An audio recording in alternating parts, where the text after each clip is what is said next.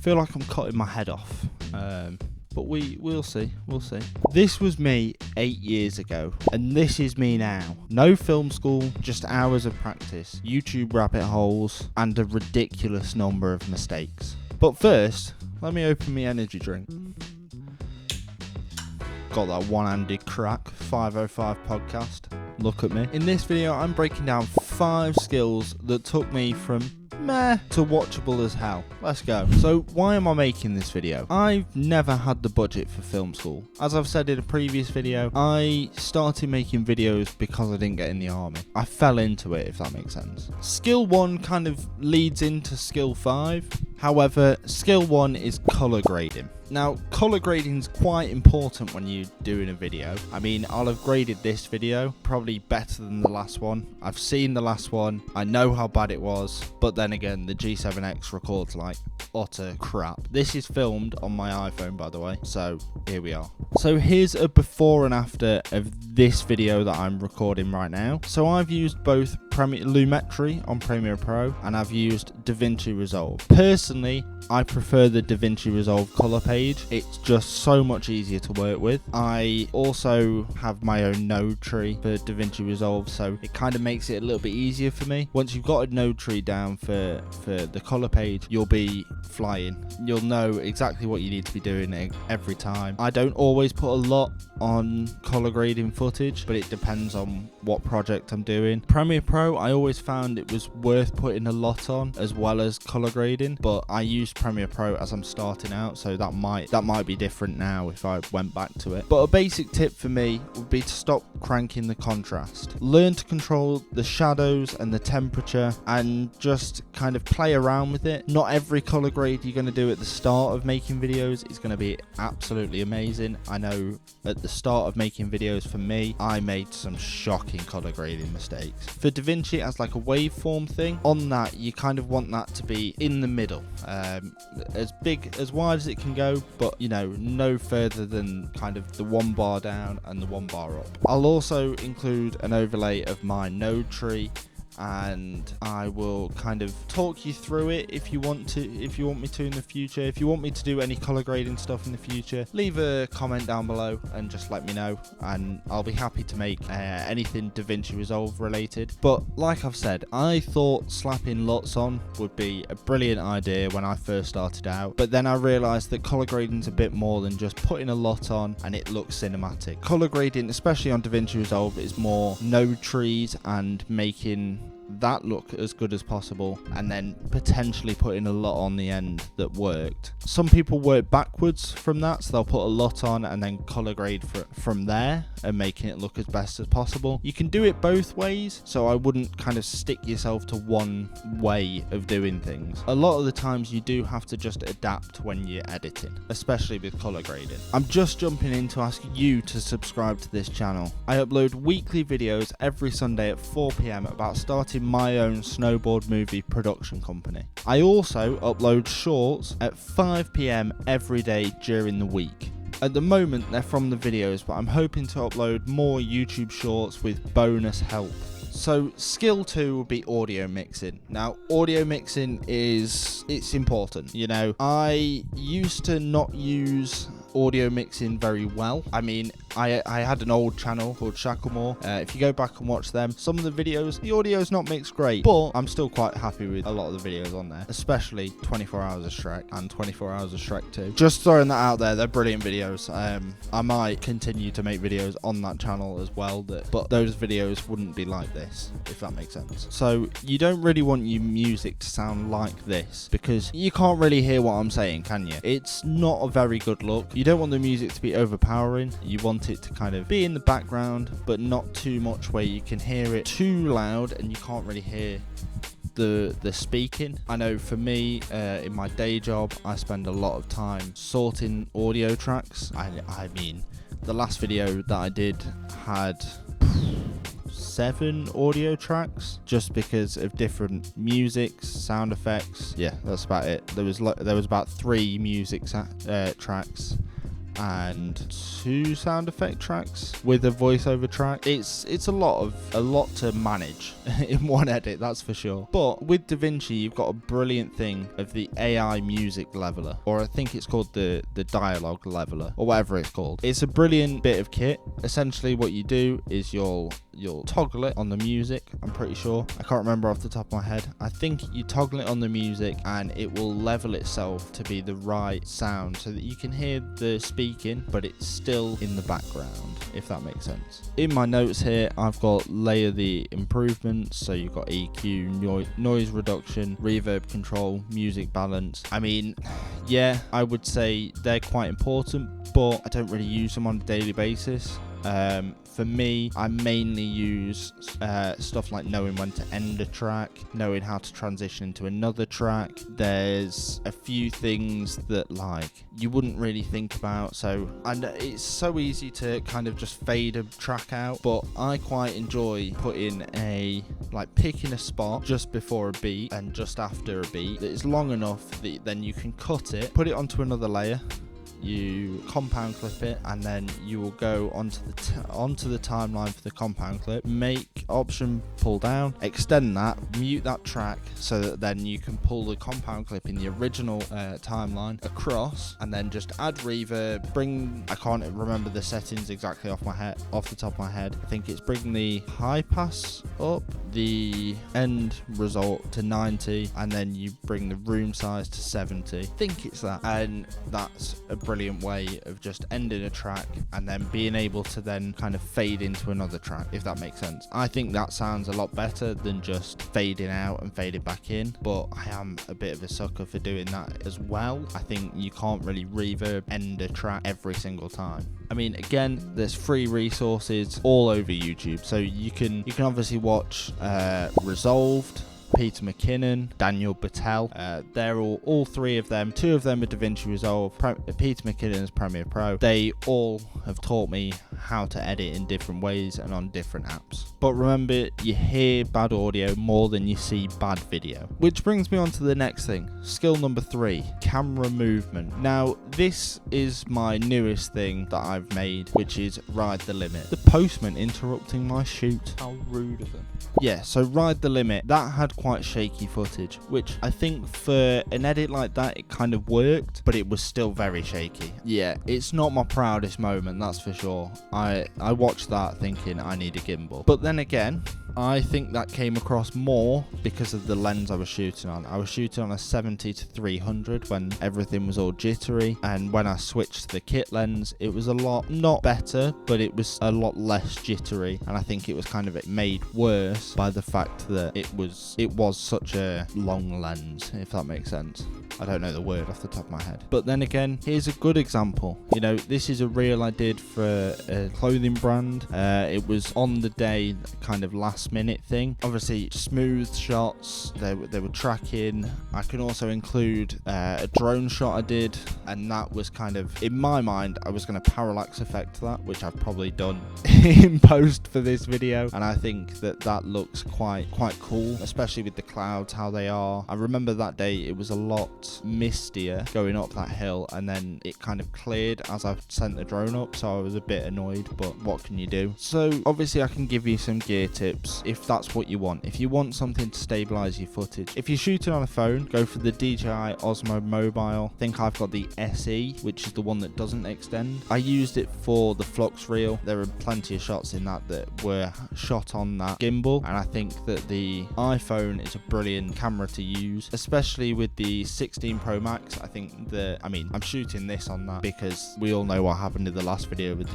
G7X. It overheats too much and I can't be dealing with it. All my homies hate the G7X. I really need to upgrade. My plan is to kind of try out a few cameras, making videos with them for shoots and for this, and then the plan is to kind of invest in the one that I think looks the best. Obviously, DIY stabilizers, if you want to think about it this way, you always have 3 points of contact on the camera. So if you have both hands on your camera and have the neck strap on, you have 3 points of contact because you've got your neck and both hands. Does that make sense? If you say don't have a a neck strap on. You're thinking, I'm not using a neck strap, I'm too cool. Then maybe you've got like a top handle, push that against your chest, and then kind of, I don't know how to describe it, you kind of hold the camera from below. I'm holding a mic, so this is hard to do like that. I mean, that I probably looked like a right idiot doing that, but you know. And then if you want to get a gimbal, they are expensive. I personally don't see the point unless you're doing like property videos or you're doing shoots that you're on the move quite often. You kind of don't want that footstep look, but then again, that doesn't really mitigate it. It's all personal preference with getting a gimbal. I think for me, I would rather use a tripod or have kind of cinema rig type setup, but then again, that'll be better for what I shoot on. So again, personal preference. But then again, it's all about motivated movement. Why does the camera move? Not just that it moves. Does that make sense? You know, you've got forward shots, you've got panning shots, and you've also got stuff like drone shots, which you can do a lot with drone shots. You can do point of view, where it circles round. You've got like the push-ins, you've got the pull-outs, you've got all sorts, and you can do that on a lot of different equipment. I mean, I've used plenty of equipment, and I think by far my favorite has been a drone. I mean, I've been able to use an FPV drone. Not that I was very good at it, but I've had the opportunity. Do you know what I mean? It then brings us on to skill 4, and that's lighting setups. You know, lighting setups. Let's start with, say, the last couple of videos I've made. Those didn't really have many lighting setups. I mean, these lights came today, so I'm still playing around with them. I don't know if they're going to stay like this. I don't know if I'm going to end up setting it up so that I'm back on the sofa and they're at each side. I don't know. But the last couple of videos have purely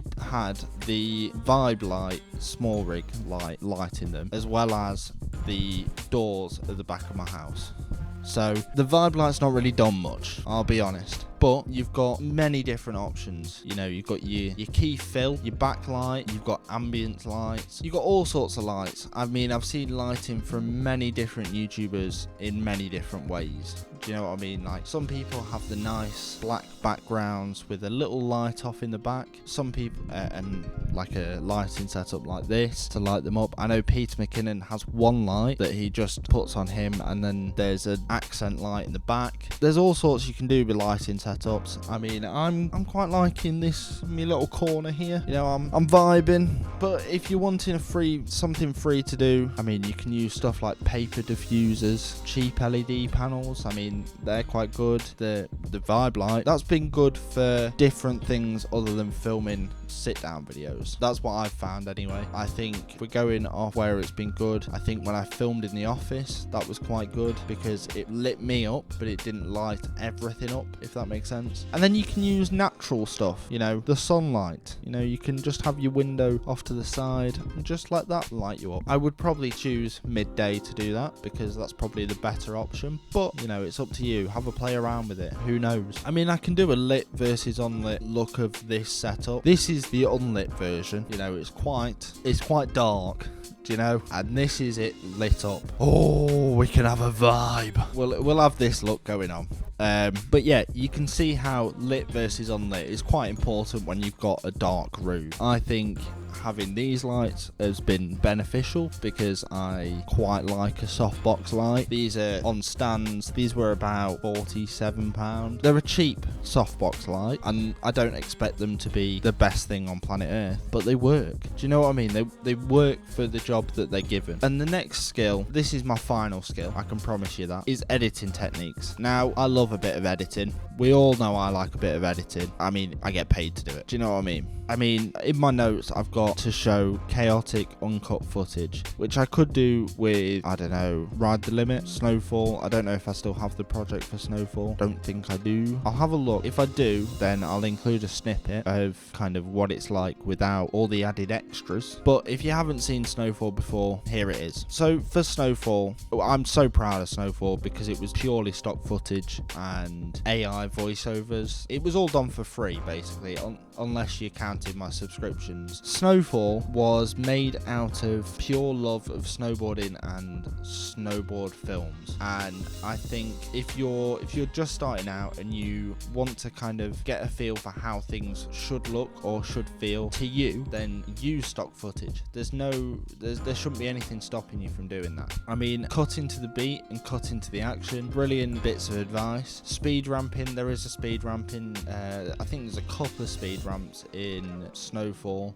You tell me down below where they are. I want you to see if you can spot them or if they were just flowing, because that's how I hope it felt. Snowfall went through about 4 or 5 different cuts. There was originally a shorter version because I had like the start of it and I didn't really know how to progress, and then there was a bit of a longer version, and then the version that we've got to now. That's kind of in a roundabout way. Obviously there was a few iterations, but you know, I think that's why it came out so good and why I'm so proud of it, because I spent that extra time kind of doing it. No one was breathing down my neck for it. It was purely just the love of the game type of thing. I mean, here's another timeline I've done. If you can work out what video that is, I would be very surprised. That was a brilliant edit, I think.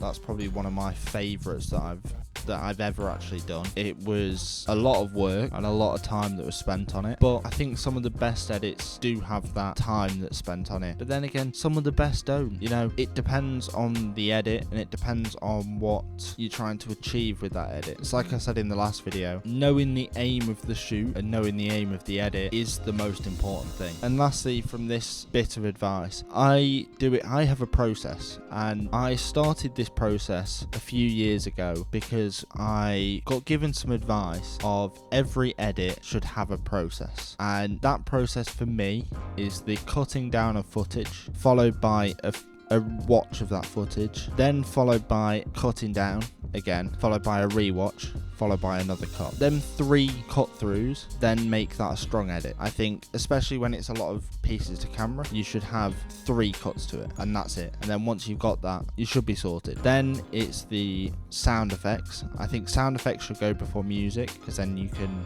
kind of adjust both at the same time. Once you've done the sound effects, you then do the music, and then you do visual effects. So the last thing you do is the visual effects, because you've already got everything to the right length it's going to be, to the right look it's going to have. And I think that's, for me, that is my process. And then afterwards you do 2 rewatches, 1 to see if you're happy with it and make any changes that you want to make, and then 2 to double check, and then if you make any changes to it on the second one, have a third one. But usually by the second one you should be fine. But all in all, there's probably about 6 rewatches and recuts within that process, although not every edit has the time and the ability to be able to be done like that. It depends on what you're editing and how long the video is and all of that. But if you have all the time in the world, make sure you have a process. That's my bit of advice for editing. Not get straight into speed ramping, L cuts, J cuts,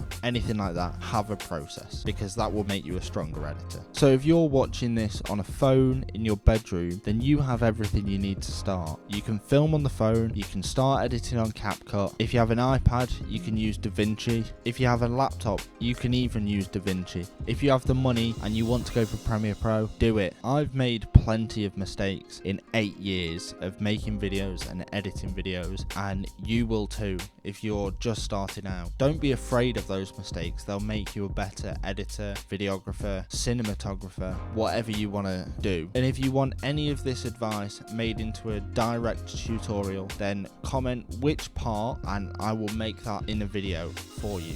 Probably not the next video because that's already planned, but I will make the video for you. So if you're trying to learn video and start your own business or learn how to edit or do anything like that, let me know down below. I'll be happy to chat with you if you've got any questions. And if you've enjoyed this video, subscribe, like, maybe share with your mates, and support us here at the Jack Shackleton YouTube channel, because we're already at 15 subscribers after like a month. And stick around, because next week I'm going to be making a video on how to make cinematic videos with a cheap camera. So yeah, I'll see you next week. Goodbye.